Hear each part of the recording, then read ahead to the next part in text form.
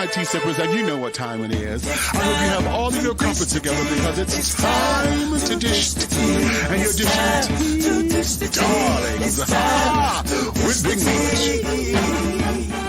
Can't wait. It's time to dish tea with Big Meat. It's time to dish tea with Big Meat. It's time to dish tea with Big Meat. It's time to dish tea with Big Meat. Darling.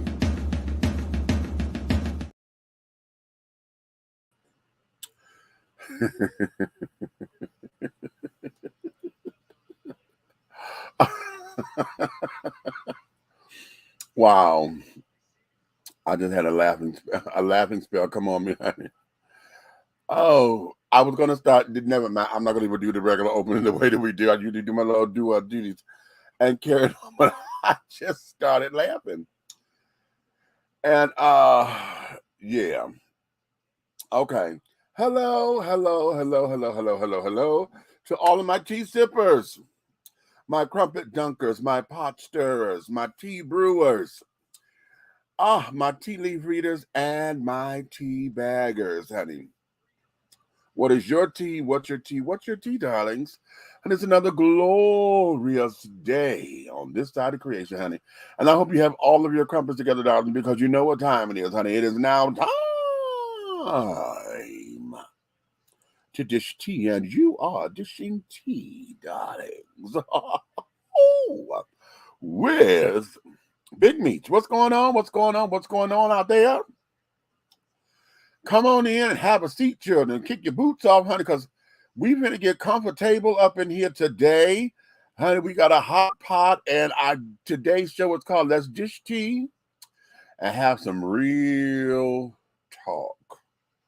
Okay? Let's dish this tea and let's have some real talk. Okay, I'm going to turn my phone on vibrate right now and carrying on. There's some things going on out here in the world today, y'all, and I'm not necessarily happy. Okay, not at all. At the same time of not being happy,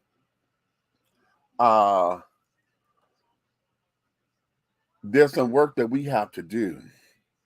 The question is, when are we going to do the work? And I'm including myself in that because, hell, I'm having a hard time keeping my house clean. So shit, time to do this. And you talking about saving the world, right? What does that mean? What does it mean to sit down there and get a grip on society, child, that seems as though we are at a point now to where issues and things of that nature, honey, we are just out of damn control. Okay. As much as we I figured that, okay. No, I got misread, honey. She hit me in the text. And Big Red, honey, he wasn't feeling good. And yeah, he's gonna have to sweat, child. He needs to sit down there and get some NyQuil to him to take 2 shots of that NyQuil, turn the heat on, freeze hell over. I mean, no, I'm sorry, that's the other way around. No, you need to turn the heat on fire, okay? And sweat, because you got to break that. It's one of the 24-hour viruses kind of things or whatever. And yeah, the body temperature and all that kind of stuff, honey. Yeah. NyQuil and tea. Yep. There you have it. And sweat that shit out, honey. Trust me. I'm an expert with it. I'm nobody's dope user in any way. But when a bitch gets sick, honey, guess what? Ha! I will NyQuil and Theraflu and Alka-Seltzer Plus Cold in the purple box or the dark blue box, because they change the color. Get the Alka-Seltzer Plus Cold. Yes, baby. Ha! Okay. You understand. What's going on in your world, sweetie? What's going on? Thanks for coming in. Listen, we got some things that we're going to be covering today, and I was hoping that my people will be able to come up in here because I don't want to be the only one talking, because um, it would seem as though it's one-sided. And with these kinds of discussions, we need to have some interaction between each other so that we could come up with solutions. Because it's one thing to talk about a problem. It's another thing when we can state, relate, prove it, and conclude it with solutions. Okay.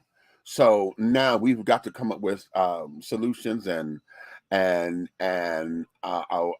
call to action, a plan of action or something, because we need to figure out what's going on with our world. This thing here, yes, it gives us a wonderful way to have a platform. We can reach many people across the world, honey, at the same time. Okay. We have the capability to do what television did when it was first introduced. When television was introduced, honey, it gave us the opportunity to see stuff. We had scheduled timings and this, that, and the other, and it went out.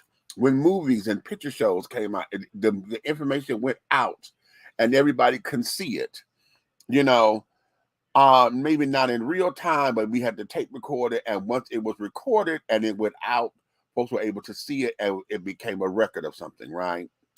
Now, with the onset of what we have as social media and these particular platforms that all of us take advantage of, okay, what we have done is taken the television and we've gone TV, I'm going to say 3.5 because we're beyond 2.0, okay?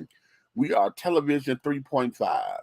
And what has happened is the streaming and carrying on, we can reach across the globe and across the world in real time in a matter of seconds.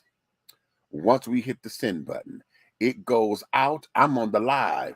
So once we hit live, it goes out simultaneously all across the region. So all it takes is for somebody to click in, okay, and they can watch this, right? And can do it in real time.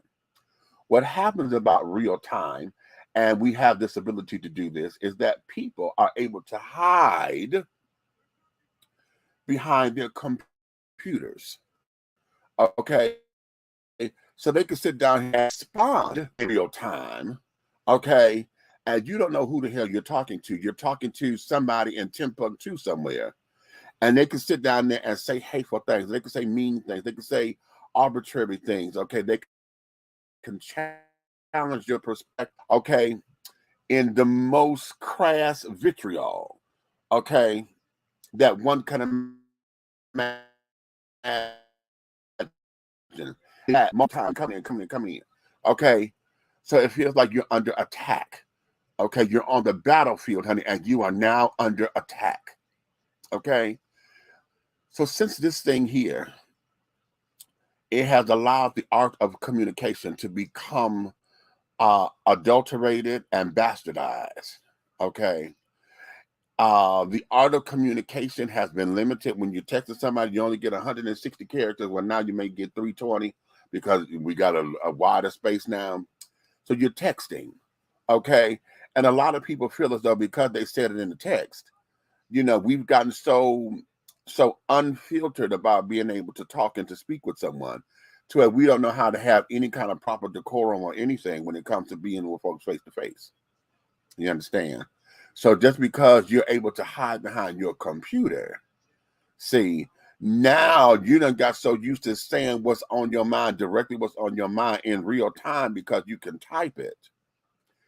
Coming in front of folks, it ends up becoming a problem because now you have no filter on your mouth. You don't recognize that, the tone of your voice, honey, will get you hurt. You understand the way how you inflict on certain words, the emphasis on the syllables of the words, honey. And what everybody say is not what you say, it's how you say it. You understand?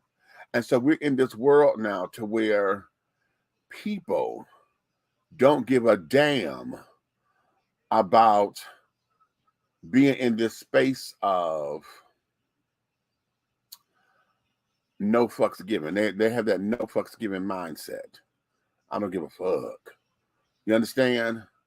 And what that is leading to is everybody keeps forgetting about consequences and repercussions. You understand? We have a whole litany of news stories and videos and tweets and TikToks and Facebook posts and YouTube posts where people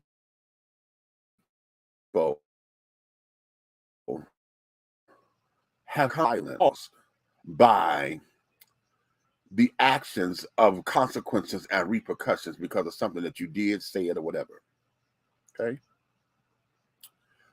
When are we going to really sit down and have this hard discussion about consequences and repercussions with one another? When are we going to get back to being kind to one another? My goal is not to hurt your feelings or whatever, right? My goal is not to send you into this state of manic or mania, have this anxiety attack, because oftentimes that's what happens. People come in and they don't have the wherewithal or the skill set to handle conflict, to handle their opinions and stuff being challenged. You know what I'm saying? Healthy debate has always been what makes the world go round, honey. Yeah, I said this, but just because I said it does not make it law, and it does not make it that it can't be challenged. Someone else can have a difference of opinion, and it's all about the exchange. This is how we learn from one another. This is how ideas and stuff filter. This is how we brainstorm. This is how we put a plan of action together, okay? It's through dialogue and through debate. Healthy debate, okay? Healthy debate where it doesn't get personal. It may get a little passionate, but not personal. You understand? So in that's my preamble to what's going on in the world today. News and what's going on. I'm going to play a news because everything I want to talk about today ties into everything. Okay, they tie into one another. But right now, we're in a climate now to where everybody keeps saying that they are so tired of talking race. Okay, why is it that we always got to talk about racism? Because it's there and it's rearing not just its head, honey. Racism is sticking her chest out. Okay, proudly. We are now in a place where people do not give a damn, okay, about letting you know how racist they are, but how they feel about different people, whether it's their gender, it's their sexuality, it's their color, their creed, their ethnicity, okay? People don't care.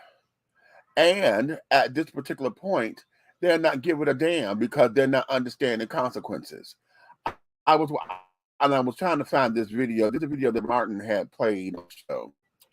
And what happened is a black lady is in the hotel. White lady comes up hollering, "Get up out of here. You don't need to be here. You're not supposed to be here, blah, blah, blah, blah, blah." Right? And the woman was like, "Okay, wait a minute, she crazy. Let me get up out of here and this, that, and other, blah, blah, boom." Okay. Well, white lady thought that it was okay for her to come and spit on the black lady. And when black woman whooped her ass, now all of a sudden, "Oh, I'm sorry. No, the fuck you ain't. You're not sorry. You thought that this was 1955 and that the laws were still going to protect you the way that they did back then. Because when my mother was a child and my grandmother was a child, okay, black folks couldn't look white people in the eye. If a white person came up and hit you, you were the one to go to jail if you retaliated. Okay? Make it make sense. So now we have people who, and looking at the woman, I'm going to say she was probably my mother's age, okay? Because she wasn't, I don't think she was old enough to be my grandmother's age. No, because my grandmother was born in 1918. If she was still alive today, she would be 4 years old today. Well, coming up this October, okay? So this woman, it had to be somewhere near my mother's age, okay? And my mother would have been 73 on May 22nd, this coming May, okay? So you is to come up and to spit on somebody, and that black woman whopped that ass, okay? And now you, oh, I'm sorry. Really? You wasn't sorry when you spit on me. You wasn't sorry when you hollered at me talking about I don't need to be here. I need to get up out of here. Really? But because you got knocked, now you sorry. Really? Consequences and repercussions. I need y'all to talk to me about why is it that, number one, why have we not instilled that in our children these days? Because yesterday, when we were talking about on yesterday's show with the teachers and the students now are acting as if they grown as fuck and they could take on grown-ups. They could go toe-to-toe with an adult. Okay? Consequences and repercussions. Why are we not instilling that in these kids today? Why is that not part of the curriculum somewhere? In the house, in the family, the extended family, aunts and uncles, somebody knows how to sit up there and get kids in check. Now, y'all talk about Tyler Perry and Madea and this, that, and the other. Y'all tired of Madea. You got the big man in the dress. But the lessons that come out of those damn movies are how Madea don't play with no kids and do not allow children to run a household and this, that, and the other because there's boundaries. Those were lessons that we either ran away from or decided to put on the back burner for whatever reasons. Okay? Now, here's the question. What happens when consequences and repercussions need to be taken seriously by those and from those who are law enforcement officers?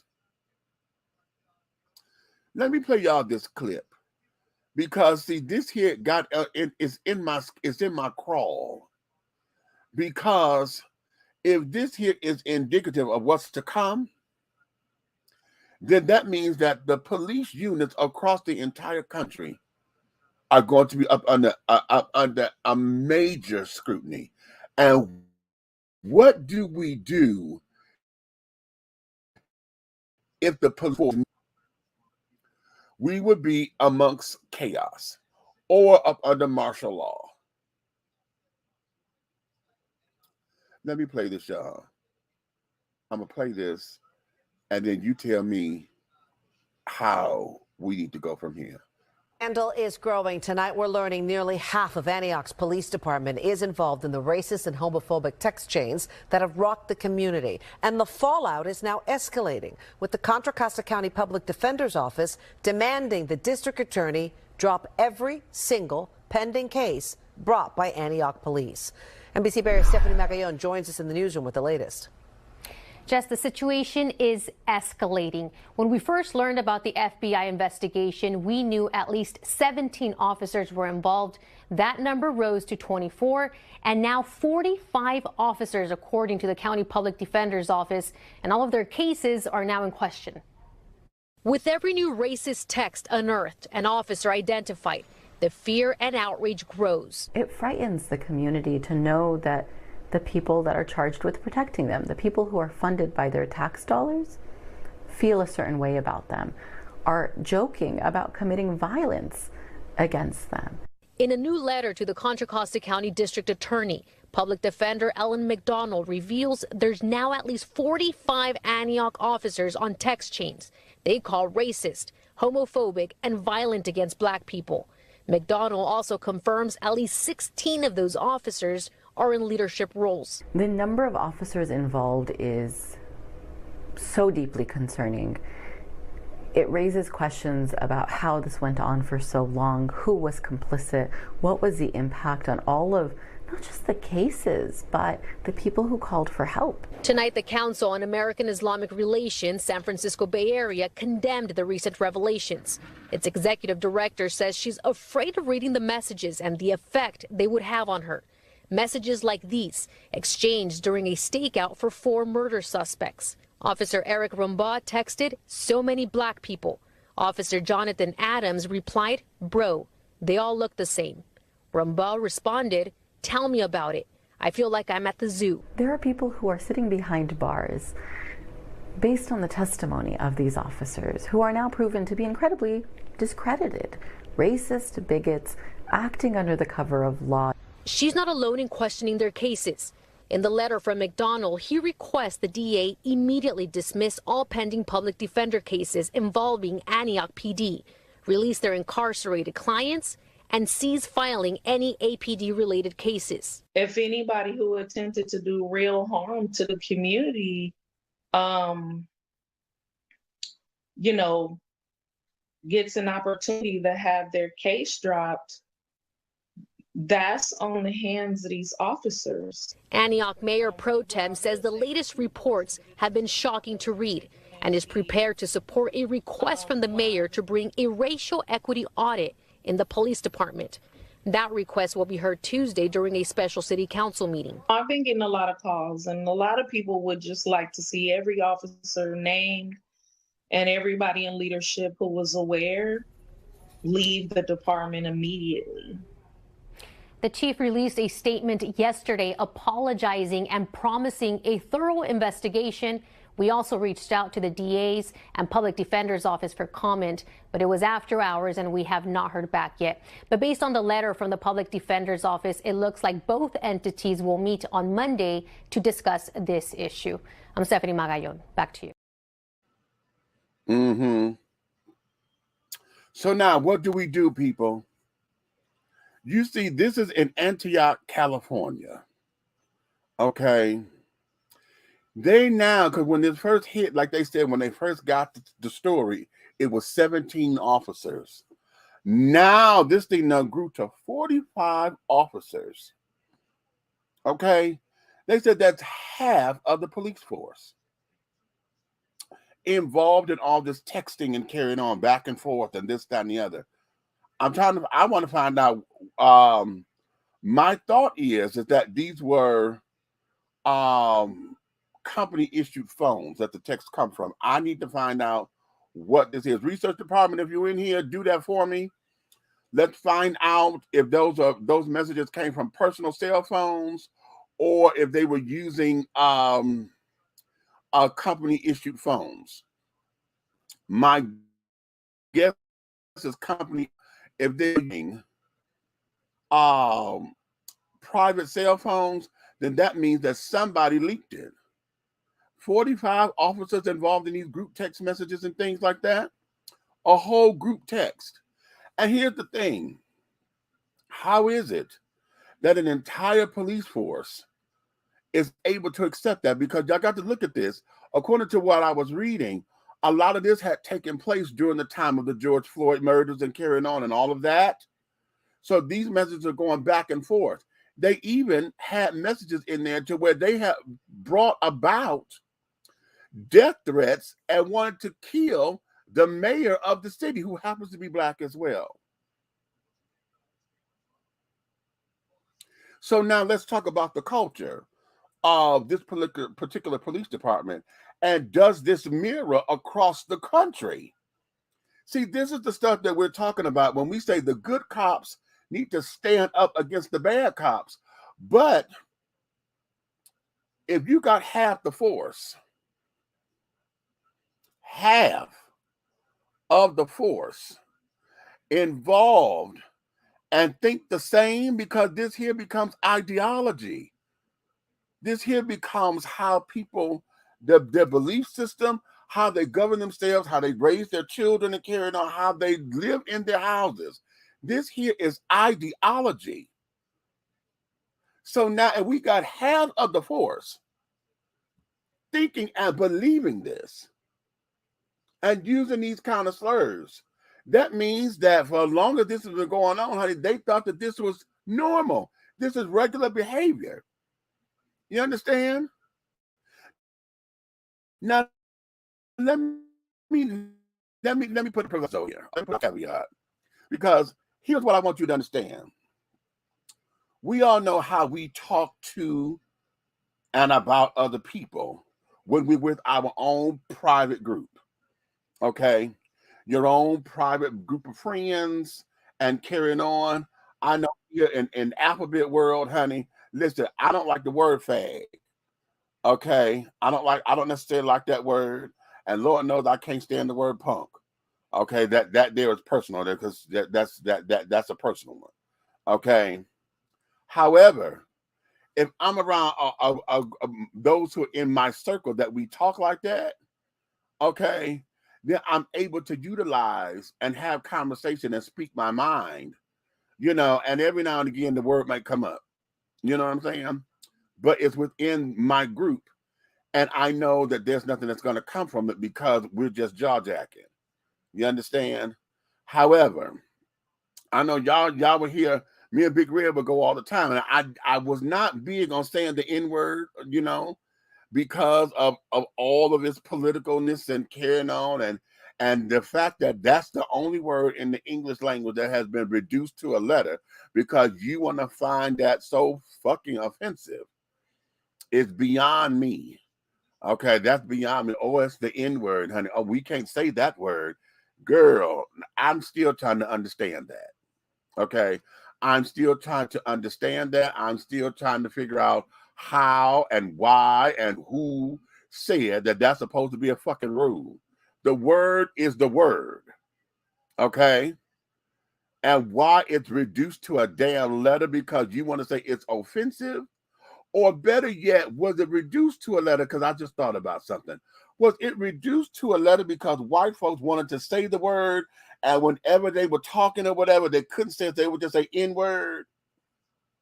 Is that what this came to be? I want to look at that and find out when we started using N-word, you know, as the replacement for nigga. Okay. Could you imagine them saying that in all the rap songs? Yeah, my N-word, hey, my N-word, my N-word, my N-word, N-word, N-word. Okay. Could you imagine what rhymes? That's comical. That's funny. Okay. But we have allowed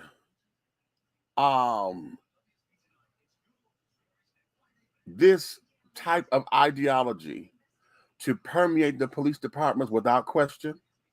We have allowed this particular kind of ideology to now become precedent. And so those who try to fight it, those who try to go up against it, hell, they become outnumbered. So now when we asking about police, the treatment of the police, when we talk about training and carrying on, y'all want to say defund the police? No, I'm going to put refund, R-E-F-U-N-D. Okay, let's try that again. Don't refund them and give them the money back. No, refund them. Do it again, because what we need to do is reallocate or provide or create better programs and better situations so that they can be they can have better tools at their disposal. One of the things that we do now is that they need social service workers and carrying on in there. They need mental health folks to go on the runs, put them through the damn obstacle course, and make them regular police officers like everybody else. You got the chaplains in uniform. The police chaplains wear uniform. They wear police uniforms because they are part of the police team. I don't know if the chaplains had to go through training, if they had to go through the obstacle course like all the police officers, but if they are on the team, then they got to be ready to, you know, to protect the building like everybody else. Run them through. You understand? We need to refund them so that we can get better access to better tools. We need better technology, okay? So that some of this stuff, honey, cannot be so covert.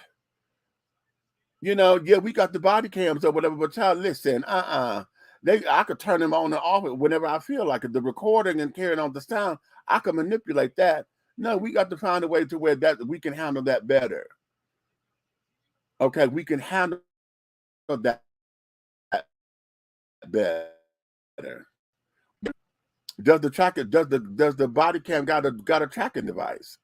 So that way we can see where you are. We can track you and say, okay, yeah, you went there. And I know, you know, some of these conveniences and stuff will require us giving up some form of privacy. Because I don't want nobody tracking me, but damn, these goddamn cell phones is the tracking device. Do you understand that, right? Do you know when you put your location on, honey, that there, it's folks tracking you? You see, they took that feature off of Facebook. I just wanted to make that known. Remember on Facebook, it used to be said, what's the location and those who close by and this, that, and the other. You could wave hi. Oh, they close by and this, that, and the third. You turn on your location and folks know exactly where you are. When folks started getting hurt and folks' houses and stuff started getting broken into. Okay. Because they knew your ass wasn't home. So they took that feature off of Facebook. But if Facebook can do it, if you could go to Google and type in your address and the satellite, honey, can show you a picture of your front door. And if you go into it, honey, you could go back. You could go back in time, honey, and rewind some shit that done happen at your door. Oh, yes, you can. Okay? Now, if we're able to do that from Google, what is it that we need to do for our police officers to where they can have better equipment? What else do we need to do? What is the grueling, you know, how is it that we vet police officers these days? When it comes down to understanding that you are here to be not just law enforcement, but you're here to be public safety officers. If public safety was the catalyst behind every decision that you made, I think we'd be better off. If public safety was it will eliminate a lot of that the racial tension and carrying on, because I don't care how you feel or what you may think of me. Public safety is paramount. Okay. And then in those regards, if you see me as a black man, a 6'4", 380-pound black man as a terror, and so now public safety is that you're a menace because you're going on old profiles and carrying on of what you think black people are. See, that's the other thing. Fund the police so that they can, when we talk about better training, down here in Atlanta, and I want to talk to somebody who is against this training facility because I want to understand why. I don't understand the why just yet, okay? But they're down here protesting this new police training facility that they're trying to build. They claim that they don't want that in the neighborhood or whatever the case may be. But yet we were saying that we want the police officers to be trained better. We want them to do X, Y, Z better, right? So if they're trying to build a training facility, why are we not letting them do this? I need to understand that. And I wish I want to get in touch with somebody who is on that committee. We done had one of the protesters killed. Police officers done killed one of the protesters because it was some kind of thing that went on, and the guy was killed. But that murder is up under investigation because 6 officers fired on his ass, and this guy got 50 gunshot wounds. Why does it take, and this is what I need to understand from police officers, why does it take all 6 of y'all to fire the damn weapon? If you got it under control, why did it take all 6 to fire weapons? I don't understand that. I don't understand that. God help me. I don't understand that. 1 or 2, okay. But if it's one person with a gun and you only heard 1 gunshot go off, how is it that 6 of y'all had to turn around and all 6 of y'all fired till you empty the goddamn clip? And why is it that you did all them damn rounds? When he went down, honey, why did you continue to fire? I'm not understanding. Oh God, I don't get that at all. Okay. But nonetheless, now I'm talking about them shooting the guy, right? And this happened here in Atlanta. Okay. Now imagine that. And then you have all this ideology, because that's what we're fighting against anyway. That's the whole thing about Black Lives Matter, about police brutality, because you have that damn ideology of what your personal feelings are about ethnicity and sexuality and orientation and this, because you're coming in with that. Then you done gave you a piece of power. Then you got a gun on your side. And now you go out here with all of this, and is that the irrationality that goes on in these streets because you're clouded by your ideology? 45 police officers, child. 45 are now under investigation. So now everything that they have touched prior to this now becomes up under scrutiny. All of your damn cases, all of the people that you locked up, which we know a lot of them, honey, got trumped up charges and carried on.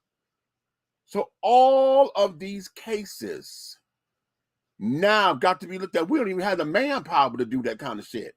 And that's in California. That's one state. No, excuse me. That's one city in one state. Could you imagine every police department going up under that kind of scrutiny?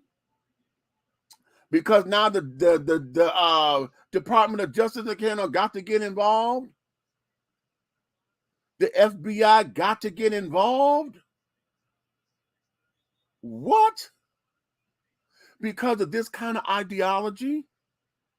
What made those officers so fucking comfortable that they can go through and send those kind of text messages and not feel like they were going to get any repercussion behind it? No consequences, no repercussions, or anything. We all know that once you hit send on anybody's phone, once you hit send, it's out there. It is out there. It's in the cloud or whatever the case may be. Okay?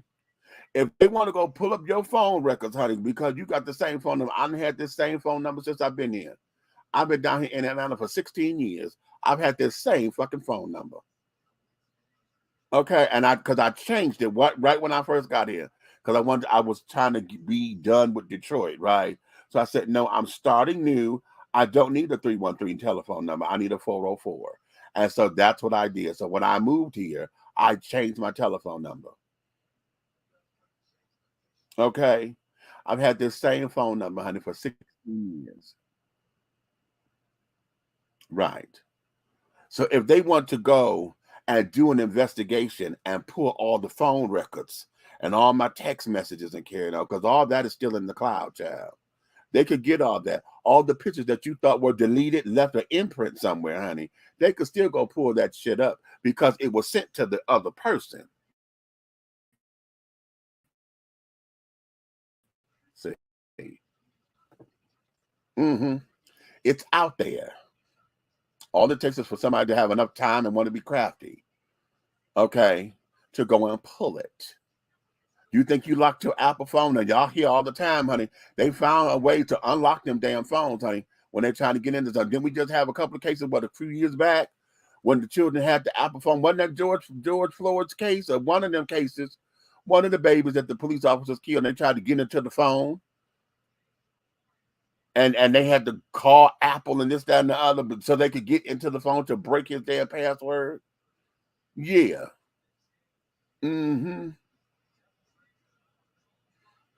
So why did these officers believe that everything that they said was going to be safe? Because it was, until somebody got pissed off or somebody got wind of it. It was because of this is their culture. This is how they were running that police department. This is their ideology for those 45 people involved. Now, catch the tea. The other half that's not involved that knew about it,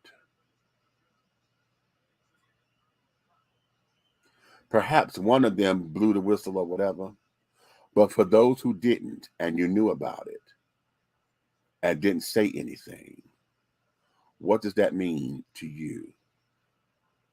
What was your psyche behind that? Okay. Was it a losing fight? Did you feel as though you couldn't say anything, you couldn't tell because it would have repercussions on you adversely? You know? Did you feel as though were boys to be boys kind of thing? Was it that type of attitude? Because you didn't say anything. Or were you one of the ones that agreed with it, and because it wasn't your case, oh, okay, oh, well. See, that type of ideology will sit down and have us to question everything. You understand? We'll question everything. Now, we all know that the way the police is ran today, that all of this, the idea of the police officers started how? From former slave catchers. They were deputized or whatever to go catch the runaway slaves or to go and get those who was bucking the system. So everything about the department of the police started off shady anyway. So now those who still believe in that ideology, this just fortifies it because now they have power. This gives them the kindling that they need to put on that inferno to now go out and to do this, that, and the third. Why? Because they've been empowered to do so. They've been empowered to do so. How about that? How about that? So now the question becomes, what are we going to do about it?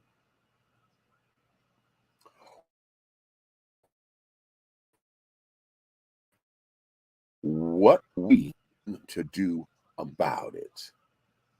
Huh?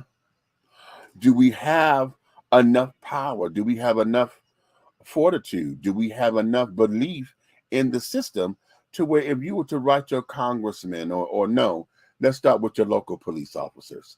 Okay, if you were to write the police unions, if you were to go to the mayor and to your city council and to the city attorney and say, listen, this is unacceptable.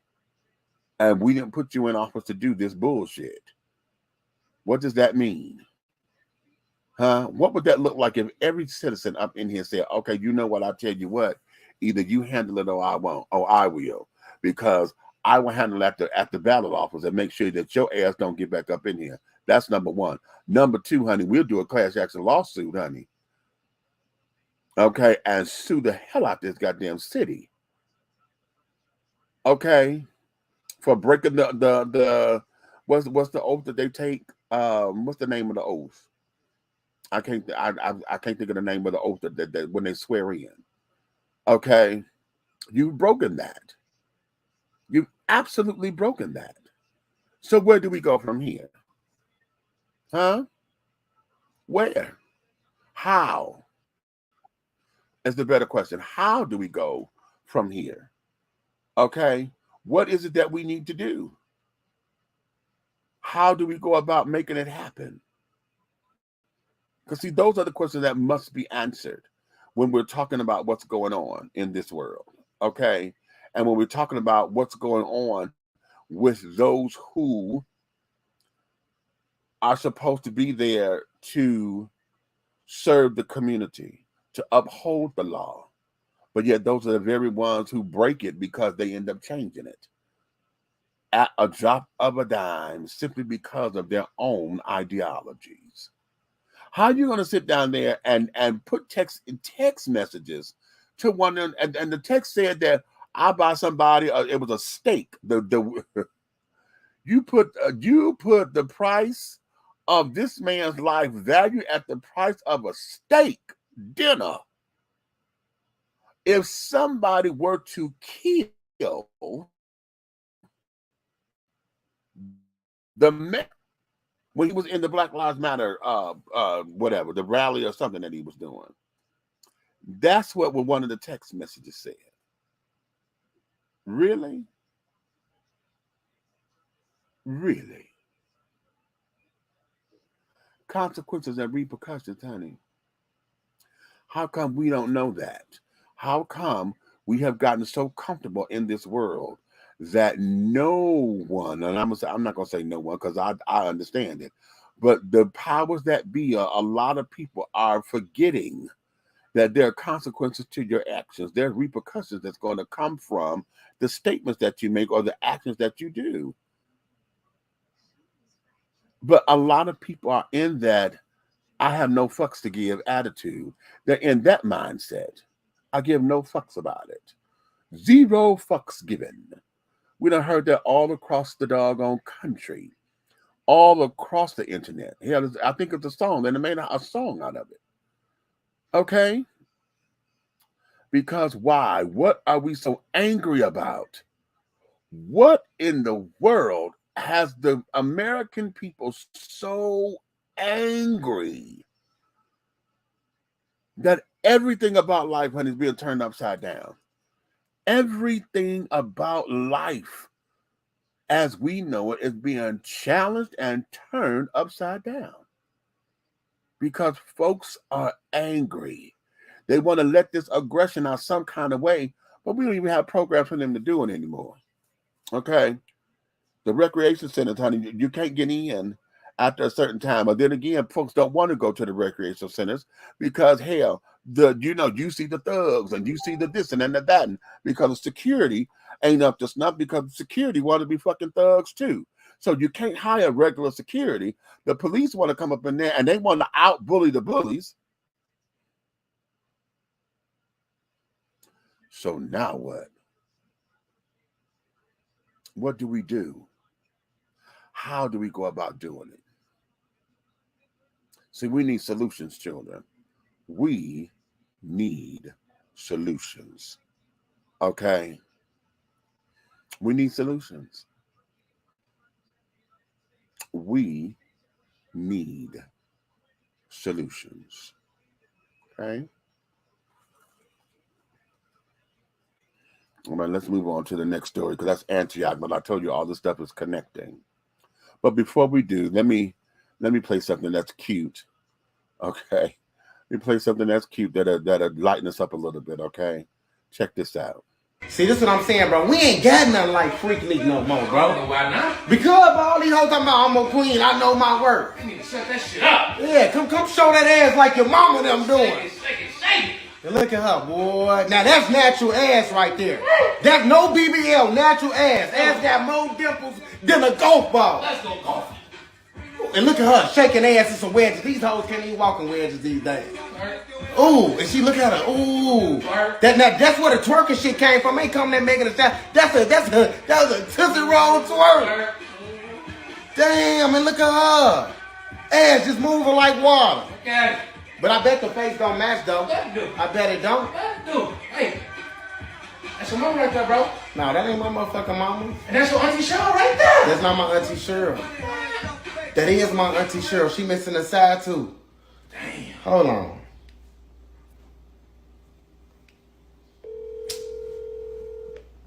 What are you calling me for? Matter of fact, I know what you calling me for. Don't call me asking me no questions about some shit I did 28 motherfucking years ago. Okay? I'm grown as fuck. You got questions? You call your auntie Cheryl and that's her. Because that's the bitch that took me down now. Yes, It's ma'am. my motherfucking mouth and ass. I do what I want to do with it. At the end of the day, I'm still your mama. You understand me? Yes, ma'am. You don't call me asking me shit about my damn past. I do what the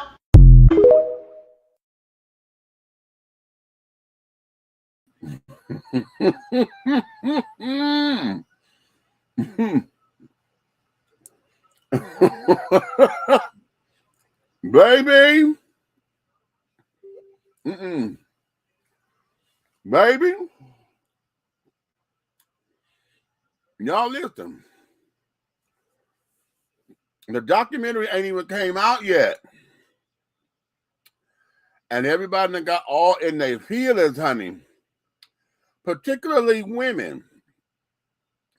I ain't heard no dude sit up there and say, oh, I hope this video and this documentary don't come out. Okay? We done heard all types of stuff. Women coming out of everywhere telling us, oh my God. Oh my God. Why? Because your daughters and your sons are going to see you acting like they do now, back when you were their age, and you want to put restrictions on them.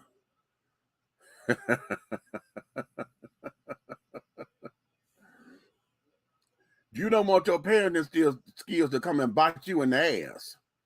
Okay?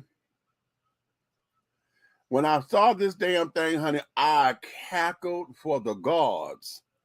Okay? I cackled.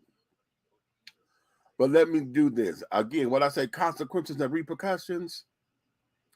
See, when we were teenagers and in our early 20s and stuff, when they talk about Freaknik and stuff, that was back in the late 80s, early 90s. I think the last one was, what, 94, 95, I think it was.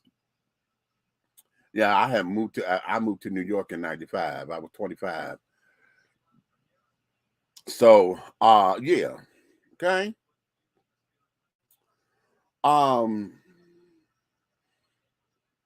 Naturally, we didn't have this. Social media. Our social media at the time was the camcorder. The camcorder became our social media, or was our social media, because now everybody was sitting up there recording you, honey. Everybody was sitting up there they sit up there and would trick you into doing some lewd and lascivious acts, honey. And they would hide the camera in the damn vents and shit. They would hide the camera in the teddy bear. That's what because now you got the little small spy cameras and stuff. We had all those that y'all calling ring cameras and all that shit now that you're doing on your door that's hooked up to your phone and shit. Well, honey, we didn't have that technology back then, so we had the small little spy cams, as we called them, that we put in the kids' teddy bears that we hid behind the books and in between the liquor cabinets.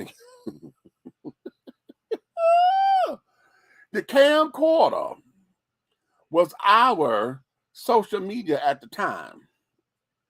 So now, those children who was all down here running amok. I had never come to Freaknik. I didn't like the title of it. Okay? And I'm going to tell you, I did not like the title of it because it's a Freaknik. That tells you what the hell is going to be going on. And it destroyed me, child. Oh, honey. I will never forget one of my neighbors. She sat up there and her son was on his way down there and she was letting him go. I said, you finna let him go down there? Oh, yeah, he getting ready to go to Freaknik. I said, wait a minute. You actually gave your son permission to go down here to Fuckfest Central? You actually gave him permission for that? And that there? I've seen some of the videos back in the day when folks was coming back and carrying on, and how, see, here's where it is. See, I'm gonna bet dimes to donuts that this Me Too movement may get put back into play, and the reason being is because I know that they did a little thing here on the news about it, you know, like a precursor to the documentary. And some of the men who they interviewed here who came to Freaknik, Now, as they talk about the kid, you know how men do. Well, yeah, we did some things, it wasn't right and things, but we were down there, hey, we came down to be with the girls and da. So it was a badge of honor. Okay. And when men talk, it's always becoming this badge of honor thing to say that you sexually assaulted a girl. And that's what it was, because a lot of girls got raped. You're down here with your fast ass. You got your mini skirt on and carried on, and boys wasn't saying no because it's too many of them for you to fight off, number one. Number two, y'all on top of the cars. When I saw that in the video, baby, I hollered. Y'all on the roof of the car because you can't go nowhere. It was so many people, the cars could not move. They couldn't go nowhere. Okay? So, what do you do for entertainment? You then start, y'all freaking on top of the car in front of everybody. Okay, y'all giving blowjobs and this, that, and the other child. Y'all doing the thing. Okay, men going down on the girls and this, that, and the other. And of course, as it started to get its popularity and carrying on, everybody who thought they was a dope dealer and a thug and you can't tell me no and wanted to get their damn Nino Brown on, they were going up there and they was up there slapping women on their asses and shit. Some of them were finger popping the girls and all that kind of shit. And all that I saw with some of the videos back then. Now you talking about this documentary? It's a picture that was on Twitter. The girl bent over, honey, spreading it wide, honey. And I said, well, who in the hell is the police officer? Because the police officer got her that way, got her legs and spreading her cooch all open and carrying on the camera. And the thing said, could you take this down, please? Because that's my mama. Now, I don't know if that was true or not, but just the thought of it, because she's somebody's mama at this particular point. Okay? Could you imagine? Can you imagine that? See, now this is gonna come and bite everybody in the ass because you thought it was done and over with, right? You thought it was done and over with. It was an error, but they got it on video, and you knew that, especially for those who were repeaters, because you knew those who had camcorders. Because hell, it ain't like we got it now with your phone and you could just secretly record. No, honey, the big ass camcorders, you had to hold them. They wasn't cute with the little leverager and carrying on. We didn't have selfie sticks where you could sit up there.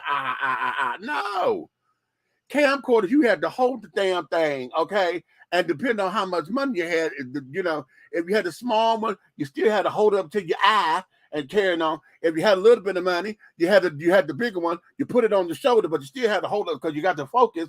Then you had the flip screen so you could watch it right here. Okay. Yeah. So you knew who had the cameras and who didn't. Now, as far as still shots and stuff is concerned, because see, back in that day, our regular cameras did not do movies. They just took still shots. So okay, we might got pictures, but for those who got caught on tape,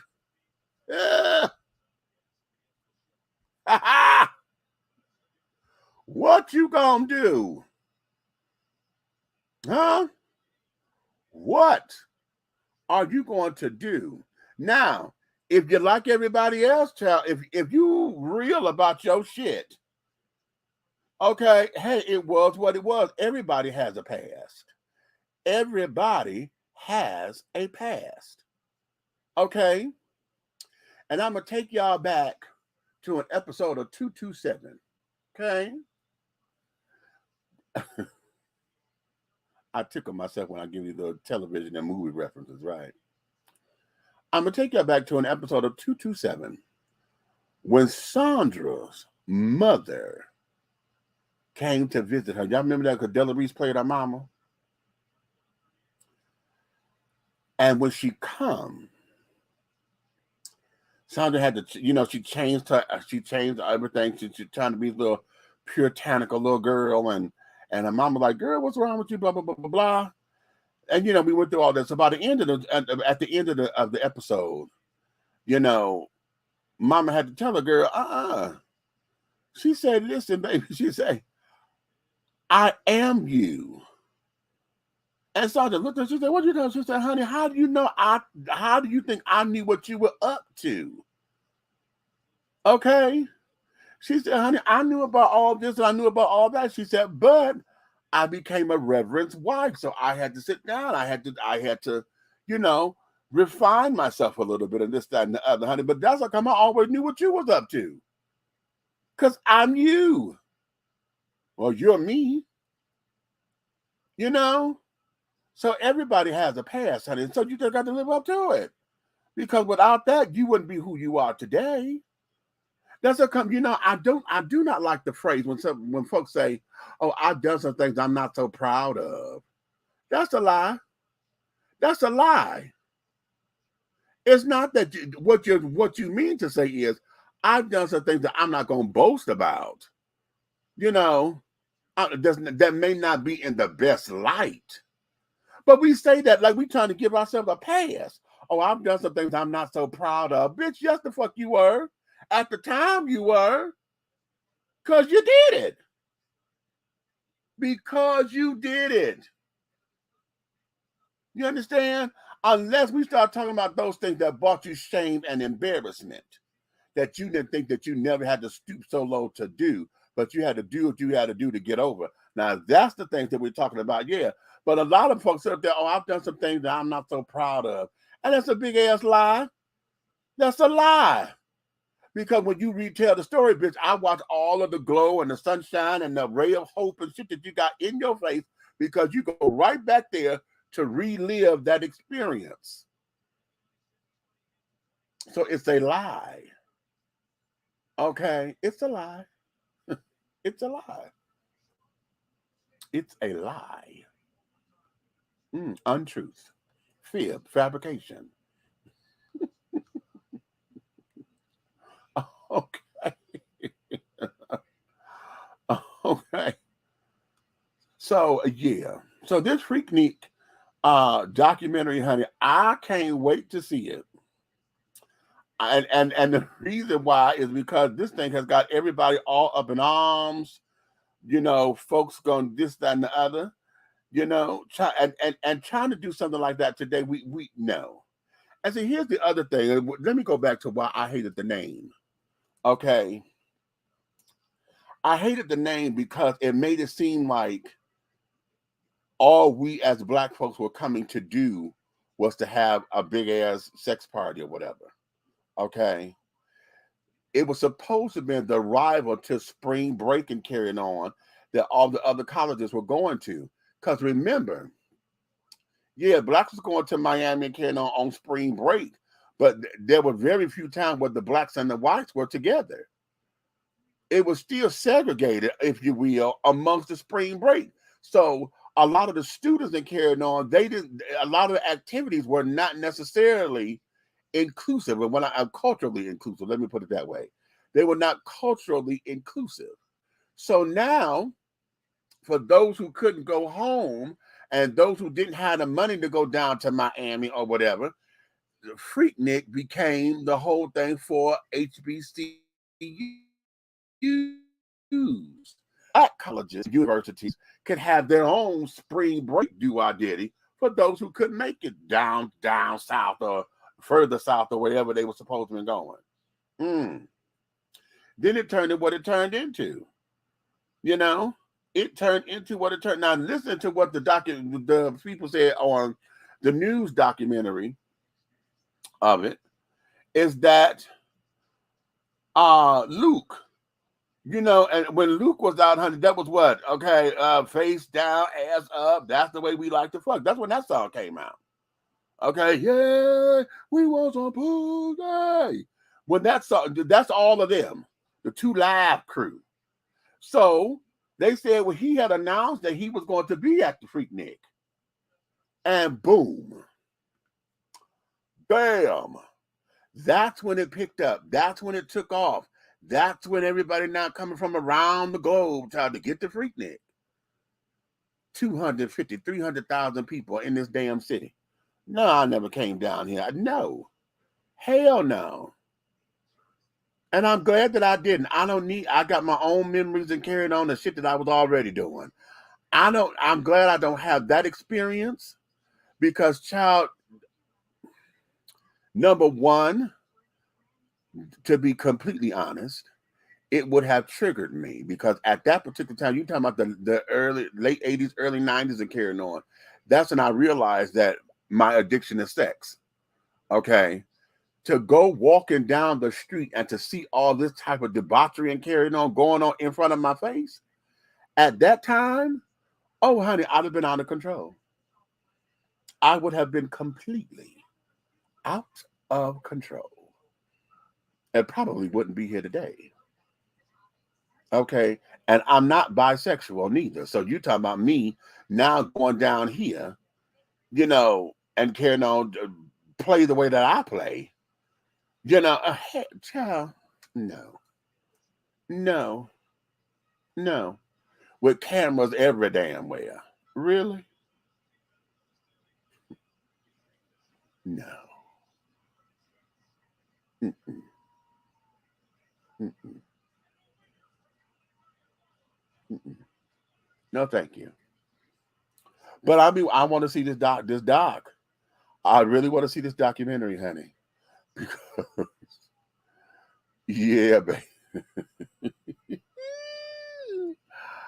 I want to see what's going to come of it. I want to see who's going to file lawsuits or whatever. I want to see who's going to sit there and feel as though this is defamation of character.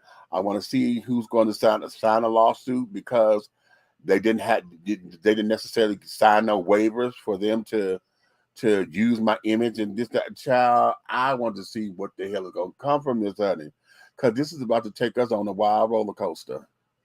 On a wild roller coaster. Yeah. And then to see how they're going to do it, because, we don't know how tasteful it's going to be, whose faces they're going to block out and block, and things of that nature, because I'm sure they got something where they've captured them, sexually assaulting these ladies and things of that nature. And then, now I've never heard of a dude coming from there saying he was sexually assaulted. A girl just came up and grabbed his junk. I've never heard that. Okay. I've never heard a dude come up and say I was sexually assaulted. What I have heard was that the girl must have wanted because she came up and picked me, grabbed my shit in the hell. She come unraveling my pants and I let her do it. Now I've heard that. But to sit up there and say, oh, I was sexually assaulted? No, not from no man. Or male. Let me say male. Because a lot of the activity that I did see, honey, I'm like, y'all have lost y'all ever-loving mind. But let me not be so critical because that's 20s. That's baby, they in their late teens, early 20s. You understand? Early 20s. Well, the world is at your hand, honey, and God help you if you 20, 22, 23, and you have some money. Because a lot of them children, as it started to come around, the dope boys was the spot. Go down here, it was, hell, y'all love to hear the songs that say we dropped a couple hundred, got some Dom Perignon and all this kind of jazz, Cristal and things, Patron. Okay, what's the new one? What's the new one? It's a new one. What's the new one that costs so much money? What's the new one, y'all? Y'all tell me what the new one is. Okay, they got all this damn money. Okay. Tell me what it is. Because y'all like these songs when they say the people spend their kind of money. So you're talking about being 20-something, coming down here where sex is at your fingertips. You could spend money to sit there and show that you're a boss. Okay. And then the power in that alone was enough. And then you actually had your flunkies with you who were your yes men and sit there and let you do whatever the fuck it is you wanted to do. Yeah, you was in your Nino Brown state of mind, honey. Yeah. You was in your New Jack City swag, rather. Uh-huh. Mm-hmm. But this doctor's going to be interesting, ain't it? Going to be very, very interesting. Okay, very interesting.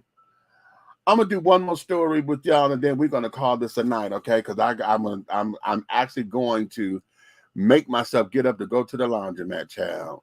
But I'm gonna it's still a little too early. I like to go at 2:00 in the morning because the laundromat is 24 hours. So I'm not in here fighting for machines and fighting for dryers and all that kind of jazz. Go up in here, utilize as many washers as I need, get all the drying done, and be good without having to wait for baskets and wait. No. No, thank you. So, again, on the idea of consequences and repercussions, let me take you here, and it's going back to using the N-word, okay? But I had an incident. Well, it wasn't my incident, but because I was the first responder on the scene, I had to help handle it. The front desk agent encountered a guest who he thought he was going to be the guest of another guest, right? So they come in looking for this particular child, and so his name wasn't on the reservation or whatever, so they couldn't give him any information.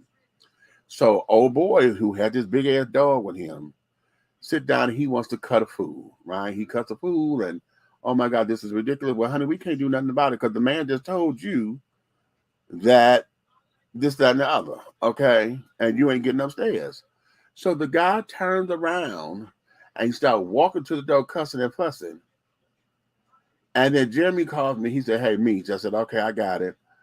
And next thing we know, this fool swings out and says, damn, you're just a nigger being a nigger.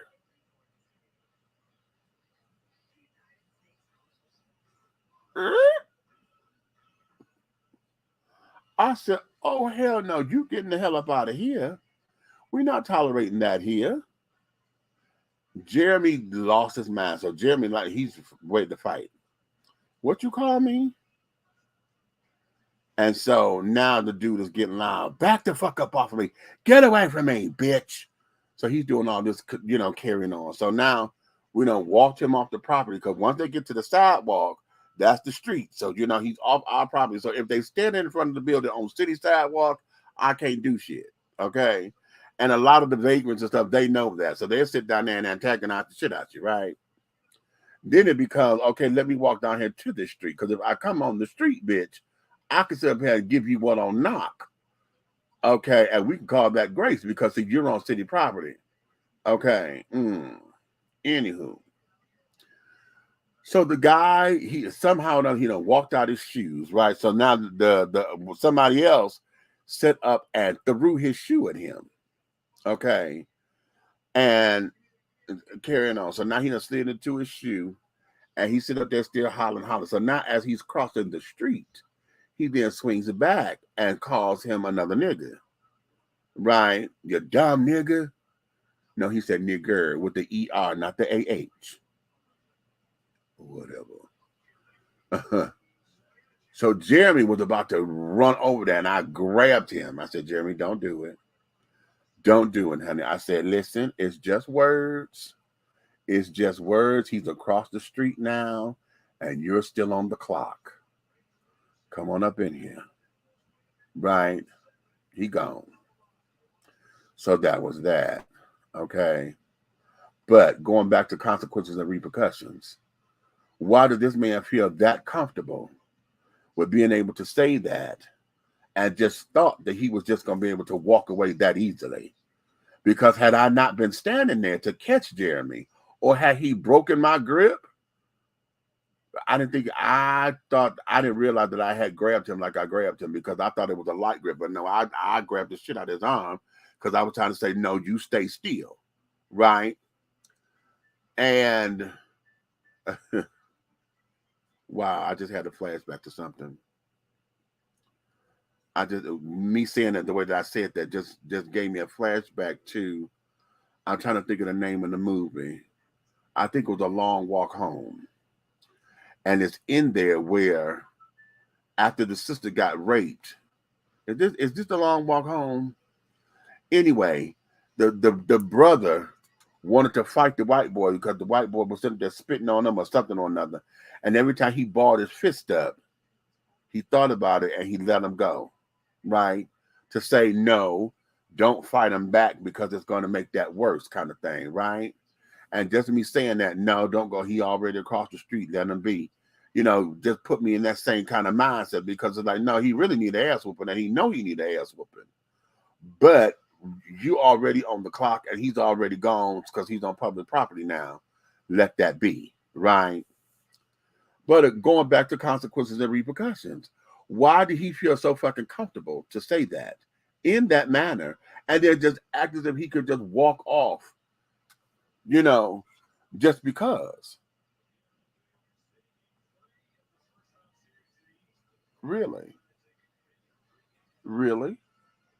See, when Agent Orange empowered these children, and I don't care, you know, he said he's not a racist, and I've always said this: you may not be a racist, but bitch, you speak their language very well. Okay, you speak their language very well. And I'm telling y'all that. How many of y'all born and raised here in America, honey, but you speak the fuck out some French because that was your favorite class in high school, or Spanish? Okay, how many of y'all took up a new language when y'all were in the military so y'all could talk to the Chinese children and the Lebanese children and the Korean children and the Vietnamese children when you picked up a brand new language? Ding dong dong. Okay, so you can communicate. I'm sorry. Asian community, I'm sorry, but that's what y'all sound like, honey. Okay, I can't understand a word you saying because that's y'all's language, but that's what you sound like. So if it offended you, I apologize. It was just me joshing, you know, but it's funny. That's what y'all sound like. Okay.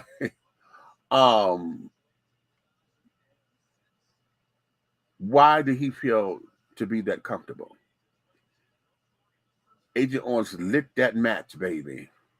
Lit that damn match.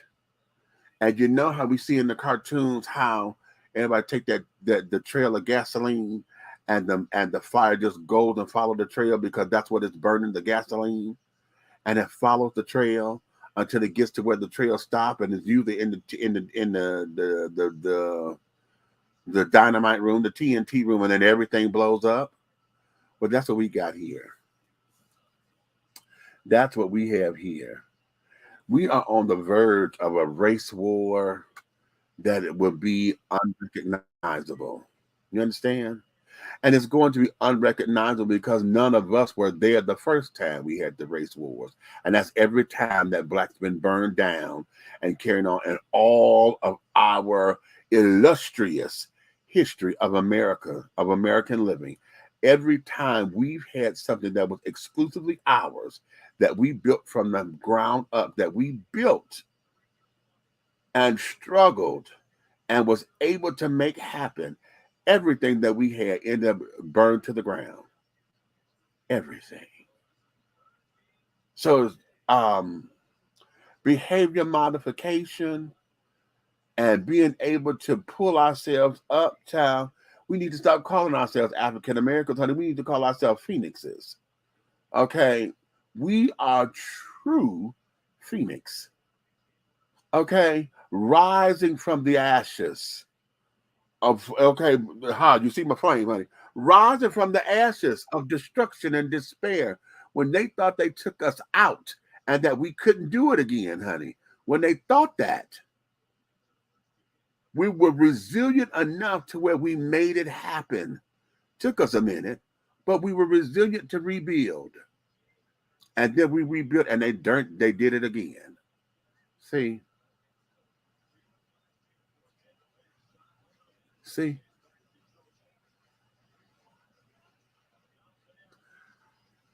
We have gotten to a point in this world where this race war,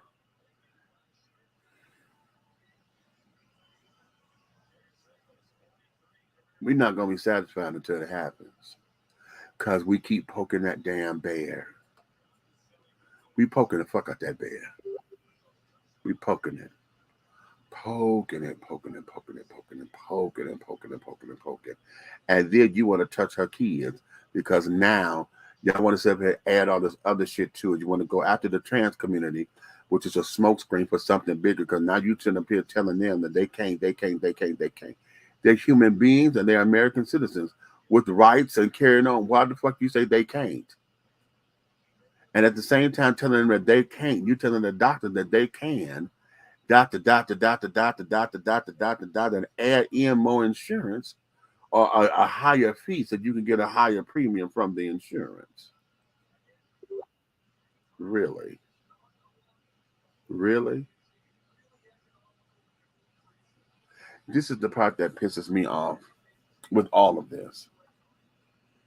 Because we as a people, we have got to come up with the solutions, baby. As you see, nobody's doing it. Every time they open their damn mouth, honey, it's another problem. They are putting bills and shit together to make problems, all in the name of saying that they're trying to protect children. What is it about banning African American studies? Because you want to get to the woke community. Okay, every time I hear that, y'all know that being woke, honey, that was something that we said as African Americans and black folks, or whatever name we calling ourselves today. You better wake up and be woke. You better be woke. Okay? And when we said that, we was like, listen, understand, get this information so you can see what the hell is going on. And stop waiting for the dream. Now, listen, that there was a slam at Martin Luther King when we would say that, okay?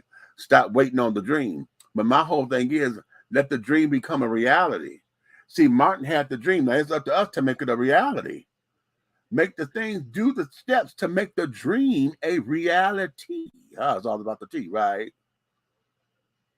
And we've yet to successfully do that across the board. We got it in certain places. We got it in certain institutions or whatever. We got it, in sporadically, but we have not taken that as something to do across the board as us as the people. And I keep telling y'all this, we're not going to get it done until we have our own economic and financial power. Economic, financial, and political. Let me add that. And political power as the demographic that they keep running for our votes.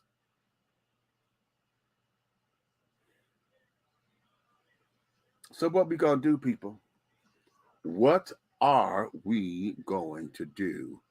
All of this is in our laps, collectively and individually. That's in our laps. So what we going to do?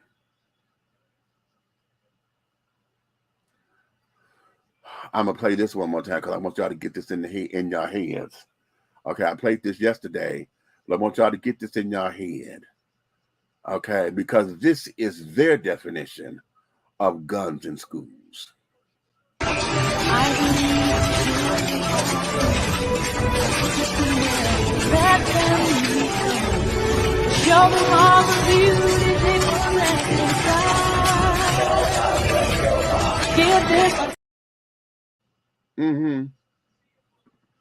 Right. That's their definition of guns in schools. They're teaching them babies.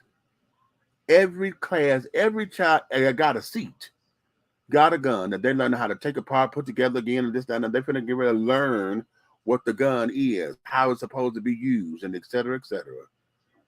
Now, are they preparing their children for war? Of course. Is that something that we as the United States should adopt?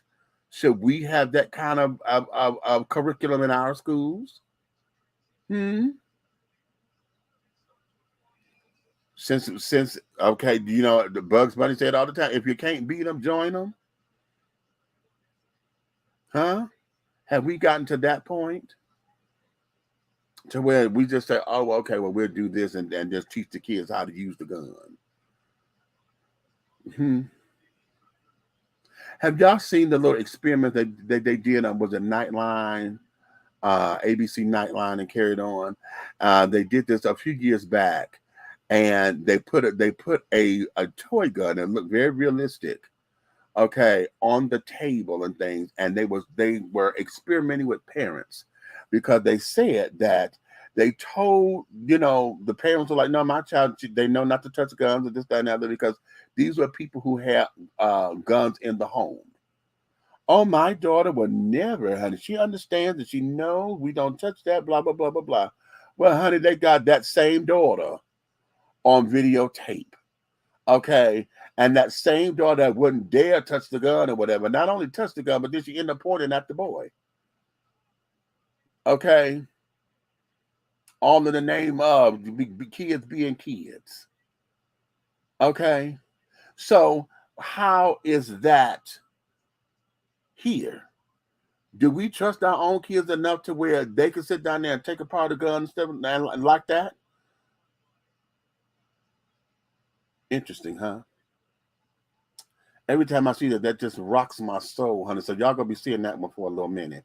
That rocks my soul to the core. To know that this is why those who go into PTSD because they were over there in the Korean War and this, that, and other, they said they had to kill babies and things because there were times where the babies and the children became the sacrifice because they strap a bomb on the damn baby. Now we see here, y'all training these motherfuckers how to what? What? Yeah.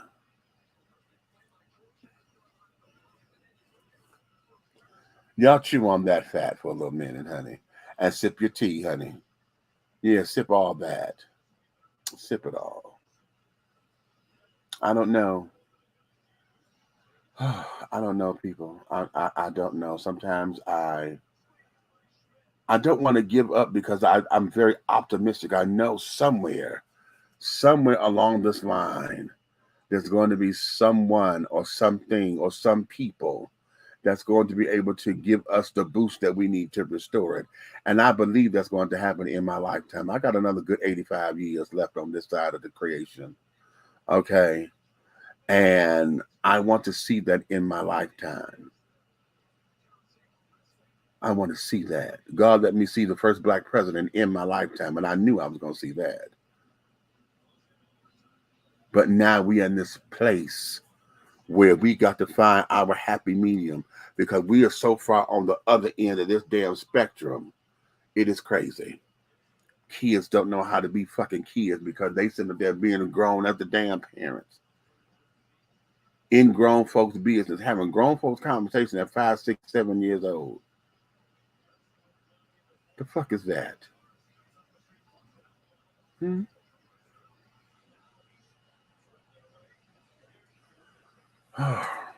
All right.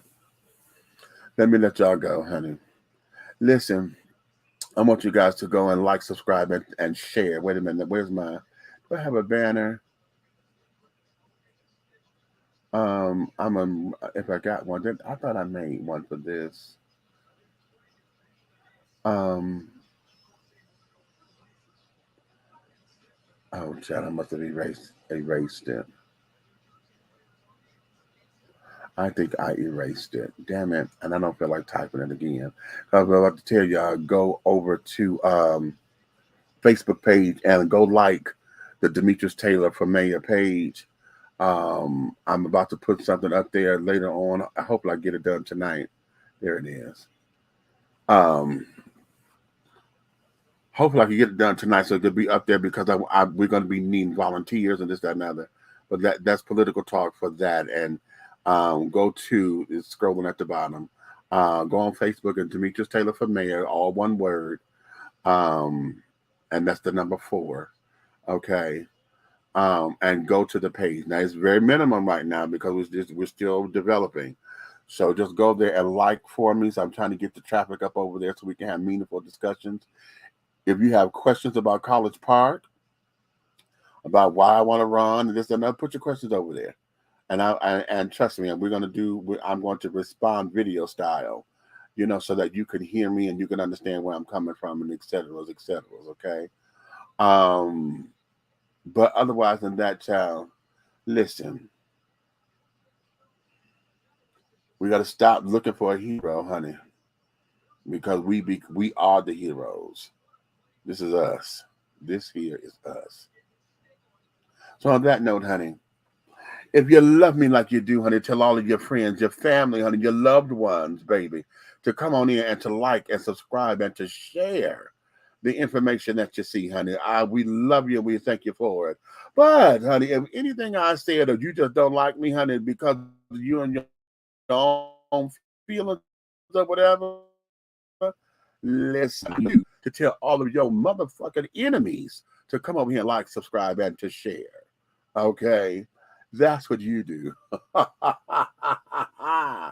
I'm here to tell you that everything that we're doing over here at 3 the Hard Way, the Syndicate, honey.